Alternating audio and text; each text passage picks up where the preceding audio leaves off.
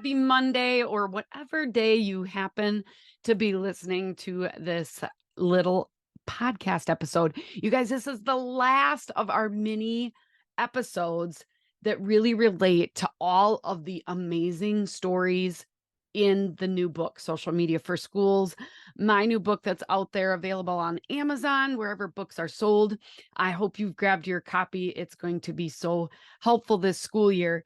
But today, you are actually going to meet Megan Anthony. Megan Anthony is one of my favorite humans. She is amazing, and she is a really great school communicator. She was featured in the case study in chapter 19, all about your professional development network. And really, she's going to be talking today about not being alone and kind of making connections that count. So if you're a one-person communication shop, or maybe you don't even have communications or PR in your title, but you're handling social media, it can be a lonely job. Even if you have a small department, social media is usually on one person's plate, kind of. And so it's tough. But there is a community out there to support you. And today, Megan's going to talk about free resources that she uses, like podcasts and blogs and Facebook groups and online learning. And then she's also going to talk about investing in organizations and programs that has really given her the confidence and the skills to help impact students and staff in your district. She really talks about it being worth the effort, even if she's a little bit of an introvert. I just want to give a shout out. This has been so fun this summer, going through all of the people that helped make this book possible. And this book, Social Media for Schools, if you haven't grabbed your copy yet, it's really not meant necessarily to read from front to back. It's a pretty thick book. It's got 20 chapters. It's really written as a guide to be there for you when you need it. And so as you start this 23-24 school year, or whenever you're listening to this podcast, this is going to be really helpful for you to go to certain chapters when you need them, when you're dealing with negativity, when you're focused on trying to do a better job with captions, when you're maybe going through a rebranding effort, when you've got a new leader that's not really into social media. How do you handle that? That's what this book is for. And I just want to give a shout out to everyone who has left me a review on Amazon so far. I want you to hear from Frank Shelton out of Kentucky. And he says, "Your all-in-one survival guide." And I quote, "Andrea tackles all parts of social media in this well-written book for communicators, leaders, teachers, and others in education. Whether you are the page admin or a contributor, full-time or extra duties as assigned, there's something here for you. From understanding the how and why social media is for schools to understanding how to manage it all and your other duties, this is a resource for those in their first year or 20 plus. She's the cheerleader for all of us in the field and freely shares her wisdom and resources through the book and her company. Highly recommend for anyone that has posting access to a school social media account. See your followers, likes, and engagement. Boom." Thank you so much, Frank. And if you haven't left your review, please do. It really helps me get this book, this resource, out to more schools across the country and literally around the world. So I'd love if you jumped over to Amazon. Just search Andrea Gribble or Social Media for Schools. It's going to pop right up, and you can leave your review there. All right. We got a fantastic episode today, but first, this week's K-12 PR tip. All right, this week's K-12 PR tip is really about expanding your network. And because I just had a special episode last week talking about Twitter or X or whatever you call it, and your school and what you should be doing with your school account. And I really wanted to take some time to clarify that Twitter is a great professional development opportunity for you. I follow hashtag school PR. I get connected with Soup Chat. And, there's a lot of different ways that Twitter or X allows you to connect. And although you may be making a decision for your school page or your school district account, when it comes to your personal professional development, your personal connections, your personal celebrations, you may want to continue using Twitter. And I would really like to challenge you, go out and follow the hashtag school PR and follow one new person this week. Okay.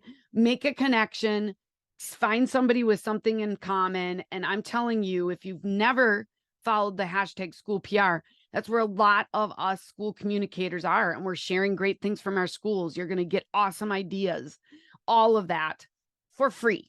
Okay. For free. And a lot of times you meet online and then you end up meeting in person eventually. So this is big. I'd like you to follow at least one new person. A big challenge might be following 10. If you need help, direct message me. I'm at Andrea Gribble. I am still there on X or Twitter or whatever you call it. So jump on over. Definitely make sure you're following me. But that is my challenge for this week of connecting and building your network. And now let's learn a few more hacks from Megan Anthony. Let's get started. All right, really excited for this little mini episode conversation all about the importance of networking and professional development. And I have Megan Anthony with me. Hello, Megan. Hello, how are you? I'm really good. You are with one district now. Can you share what is your role and what district are you with now?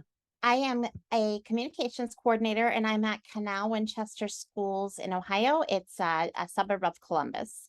Okay, awesome. And you've been there a little bit, but you've been in school PR for quite a few years. So I'd love for you just to kind of share a little bit of your journey and then how, networking and some of this professional development has really helped you in your role. Yeah, absolutely. So I am I feel like there are a few paths that most of us come from. I was the journalism to school communications path. So I was a reporter. I wrote almost exclusively about education. I was always an education reporter.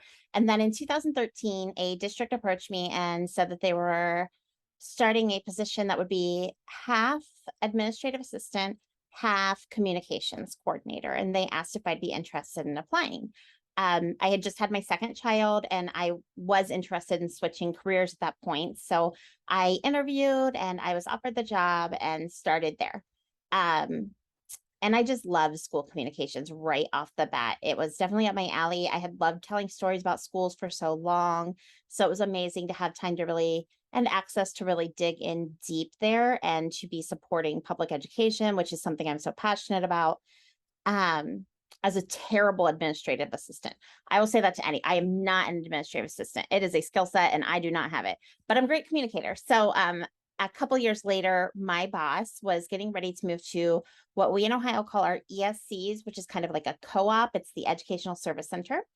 And I had always had this idea to start a communications service that would work with multiple small districts that could not afford full-time communication support, but would benefit from having somebody with that expertise. And my boss was like, you want to give it a try? And so we got a couple clients who were interested and I made the jump. And that was in 2015. So from 2015 until this past spring, I worked with anywhere from 5 to 9 clients doing communications, whatever they needed in that realm. And then in 2022, I decided it was time to go to one district and I started at Canal Winchester Schools in April. Okay. And you've really, so you had no really formal training in school communications. I mean, you had a great broad base in your journalism background, but so how did you get started when you got into this role with, some of the networking or, other professional development opportunities? Yeah. So I am a great writer and I had a lot of background in how schools work and general education topics and knowledge, but I did not have any kind of communications, marketing, public relations, formal training or knowledge. So that was kind of all stuff that I had to learn and figure out on my own. At the time in Ohio, I would say that communications coordinators were primarily either large districts or wealthier districts. There weren't a whole lot of us at smaller districts that were like the districts that I was serving. Um, and so there weren't a lot of people locally that I could look to, and I had the same kind of challenges and resources as they did. So I often felt like I was kind of alone. And I would argue that being a communicator in a school district can be a lonely job just because in most districts, you're the only one. Maybe you might have another person in your department, but talking about social media algorithms and everybody else looks like you have lost your mind because they don't get it. And if they get it, they probably don't care that much. So it can be really a lonely job. And that was really starting to get to me, especially when I made the jump to working for an ESC where I didn't really have a home district anymore. So even though I had friends at different schools, I wasn't really part of any school completely. And so it got even lonelier. So around 2016, I started listening to podcasts that were related to marketing or communication, PR, and schools. And I discovered the We Love Schools podcast Carolyn and Joel did. And Yeah. in April of 2017, Andrea, you were a guest on that podcast. And that's how I learned about Social School for EDU. And I was like, oh, this is what I've been looking for. Because a lot of times, if I would go check something like Inspira, I would feel like it was geared towards larger schools and schools that could do more. And Social School for EDU really spoke to me because I felt like you understood small schools. I felt like that was where you were coming from and approaching things from. And so I could relate so much. And what you were saying and what you were doing was actually doable for somebody who I used to joke, I'm not a one person shop, I'm a 1/4 person shop because I was working for so many districts at a time. Um, and so I heard you on that podcast and I started following your blog and connected with your company on social media and things like that. And I can't remember exactly what your setup was then. You didn't have the membership program, but you might have had a Facebook group of some sort. And I think it probably I don't know if you ever participated in my, like, one-day summer camps because we had, like, a social media summer camp back then. 2018, I did your summer camp. Yep. Okay. And I really loved it. It was so nice to get expert advice on things that I was facing and I was dealing with from people who actually knew what my world was. I could talk to my superintendents and colleagues, but they didn't approach things from a communications perspective. It was from an educator's perspective. Those are unique. They intertwine a lot, but they are two unique ways of looking at things and considering options. So when I got to do that first summer camp in 2018, I just really enjoyed having the chance to listen to other communicators and to talk with people about what I was experiencing and things like that. And it just kind of clicked a light on for me that that was what I needed. I needed people I could talk to about what I was experiencing, about my frustrations, about my challenges, get ideas from, vent to, all of that stuff. So I think from there, I joined your membership group. Mhm. And then the pandemic hit. And I'm working with 5 different districts in the height of the pandemic, like during that school shutdown at the end of the 1920 school year. And I feel like I am losing my mind. I have so many districts. I have so much to do. Everything's changing all at once. It was overwhelming. I had 3 kids at home learning. It was just a bad time. And I did something crazy. You launched the pilot of your social media boot camp that year. And even though I was completely overwhelmed, completely stressed, had way too much on my plate, I said, I'm doing it. I'm going to take a leap and do it. And it was exactly what I needed. It really just made me excited about the work I got to do again. It gave me so much camaraderie. Some of the people that I met in there are still some of the people that I talk to the most from school communications and that I admire and look to the most. Kara Adney, Tracy Gents, Dawn Brenner, and a few others. And of course, Stephanie Sens, who's wonderful and amazing and great at facilitating that camaraderie and that relationship building piece of everything. And that was just when I realized, like, oh, I could be friends with people. They don't even have to be in Ohio. I could be friends with them, and I could learn from them, and I could get ideas from them, and I could admire and acquire, as you so elegantly always put it. And I try to give back. I try to share what I do and share my ideas too. But it was just really a turning point for me. And honestly, I think it's what saved me from burnout. I think that if I had not started doing that networking, and if I had not started finding those communities of school PR people and participating on Twitter, and I'm in your membership crew still. I do, the final site days, which you're almost always a guest at the final site days. I do my OSPRA, I do INSPRA. I'm in another Facebook group for school professionals. I do K-12 chat, and it just honestly, I think is what keeps me afloat sometimes. Even though I've switched to one district, just the other day, my superintendent and I were talking about what I do in terms of my association memberships and my PD and things like that. And she was saying that one of the things she said when she talked to our treasurer about it was Megan's on an island. She is the only one of her. It's not like where, educators have so many other educators to talk to. I'm the only communications person around. And so I think that everybody becomes better by talking to people who have different perspectives and ideas, and learning from people who are further along than them, who are newer than them, who are at the same level as they are right now. And that can be hard to find when you're in a small part of a bigger organization like that. And that's why I think networking is so key for school PR in our industry. Yeah.